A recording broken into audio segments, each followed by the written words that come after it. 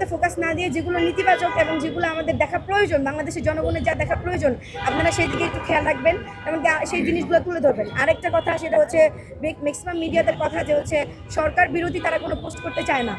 আমরা জানি, বিশেষ করে কিছু নিউজ চ্যানেলের উদ্দেশ্যে বলতে চাই, নাম না বলি, তারা যখন আওয়ামী লীগের কালে ছিল তারা আওয়ামী লীগের ব্যাপারে কোনো কথাই বলতো না, সবসময় আওয়ামী লীগের পক্ষেই পোস্ট করতো।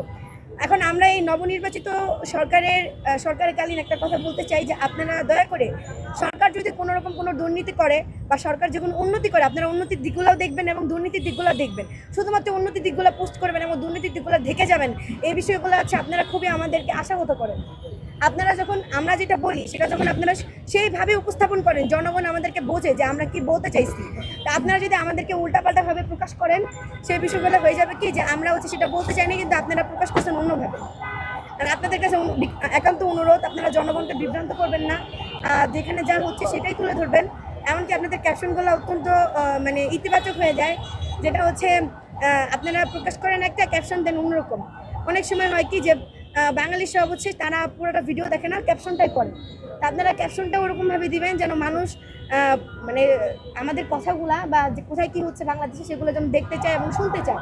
এমন কোনো ক্যাপশন দিবেন না যেন বাংলাদেশের মানুষ ক্যাপশন থেকে বুঝে যায় যে এটা কীরকম ভিডিও হতে যাচ্ছে।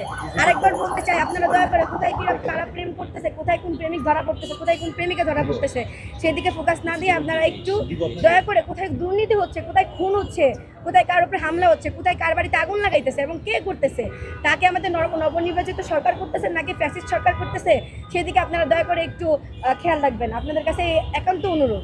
আরেকটা হচ্ছে পুলিশ সংস্কার। আমাদের নবনির্বাচিত সরকারের উদ্দেশ্যে আরেকটা অনুরোধ, তারা যেন পুলিশ সংস্কারের বিষয়টা খুব ভালোভাবে খেয়াল করে। কারণ অন্তর্বর্তীকালীন সরকারও আমাদের একটা জিনিস খেয়াল করেছে, যখন